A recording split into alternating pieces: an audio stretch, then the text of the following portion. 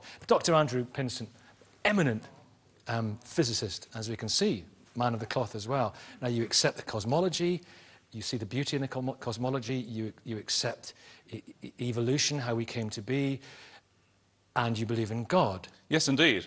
And in fact, it's interesting you mentioned the Big Bang Theory. The two most important theories of modern science, one is the Big Bang and the other is genetics. And it's often a surprise to many people they were both invented by men of the cloth. Georges Lemaitre, the inventor of the Big Bang Theory, was a Catholic priest from Belgium, and Gregor Mendel, the founder of genetics, was a monk. So clearly they didn't see any intrinsic problem or of a conflict between science and religion. And there's one other thing about this story most people don't know. Both theories were rejected in the Soviet Union, the world's first atheist state, and they were banned for a number of decades. So it's interesting people think there's an intrinsic conflict, but the lesson of history is often rather different. There is this God of the gaps idea, though, isn't there? We used to think lightning was caused by God and thunder and earthquakes. Now we know it's tectonic plates. Evolution is a good example. We know about speciation and all the many species that we have, and also the plane of the spheres. Newton put that down to God. We now know it was to do with gravity. And yet the problem is, if you ascribe anything to God, once science finds out what did cause it, God is gone. No, it depends how you think God interacts with the world and your image of God. So I think some people used to think God was like a watchmaker and doing every fine detail. But the image in a lot of mainstream Christianity is much more that God is like a gardener cultivating the world and allowing the world to develop through its own causation and changes. And that idea about how God interacts with the world was very important, in fact, for the origins of modern science.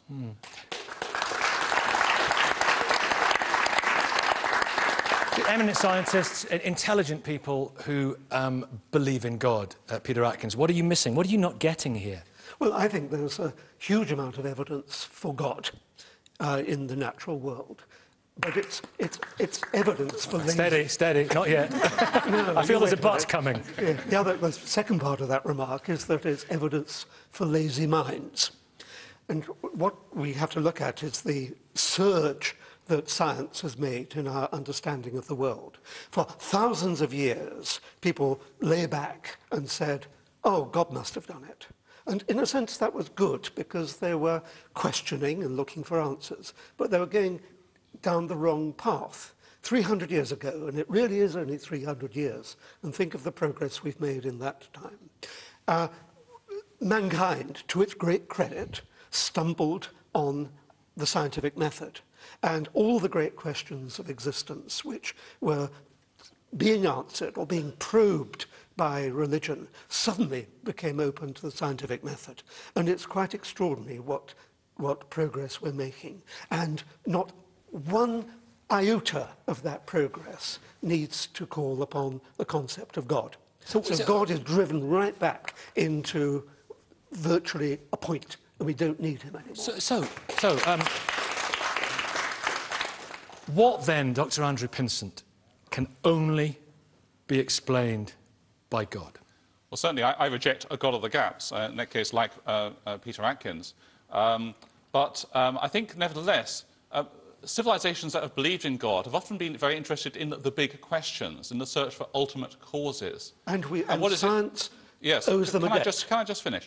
But, of course, in civilizations which have turned to materialism, which have turned to saying there is no God and there's nothing other than the material world, they only measure goods by material things. So a lot of universities now are under attack because they're regarded as doing a lot of useless things. Why aren't they generating stuff for industry or for business and so on?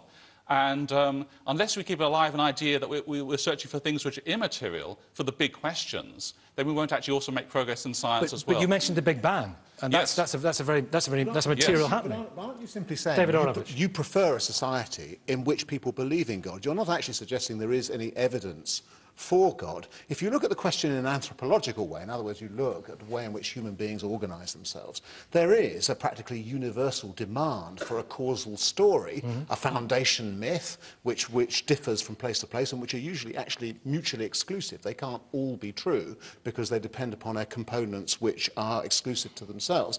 And then also a religious dimension in order to create some form of cultural practices which regulate society. Morality, ethics and so on, which a lot of which predate the organisations of modern states to do that kind of thing for you. In other words, the evidence is that man creates God and continues to create God. Charles Foster. Morality comes from the fact, according to David and many people, that it was advantageous to us as a tribe. And so we formed rules which stopped us killing each other, and then we survived and we bred. And David's absolutely right. We all need a creation myth. That's the fact that we want that, the fact that we need it, is itself a tremendously suggestive thing. You might want to ask yourself, more cogently than you have, why that should be the case. The search for origins suggests that there might be an origin beyond ourselves. In relation to the quest for morality, one of the strangest and, for biologists, most puzzling of all things about the natural world is the kindness of strangers. The fact of altruism, which is everywhere in the world. Now, there are lots of attempts by biologists to explain this curious fact away. So kin selection, for example, the notion that if I'm sufficiently closely related to you, I will die in order to save you, in order to allow to carry on in the gene pool. Might be in our interest. That amount of shared That might DNA. be in our interests. Now, of course, it's perfectly true that once you've got altruism and cooperation seeded into a community, it confers a massive selective advantage. The question which you need to address yourself to is, how did natural selection allow that seed to be planted in the first place? Natural selection is very effective in going around stamping on the seeds of altruism before they jump up. It's not a seed in the first place. It's a gradual growth of usefulness. So there's no seed planted, but you suddenly discover, you make a mistake, what you think is perhaps a mistake, and it turns out to enhance your survival. And that gets welded into the ethological system. Peter, I'm sure that you know how dismal the existing biological explanations for altruism are. Doesn't mean to say that they're wrong. It implies, in the case of reciprocal altruism, for example, the notion that I scratch my back because you'll scratch me back, a tremendously sophisticated calculation of benefit and debt. Let me bring Diana in here, because you're an evolutionary biologist, and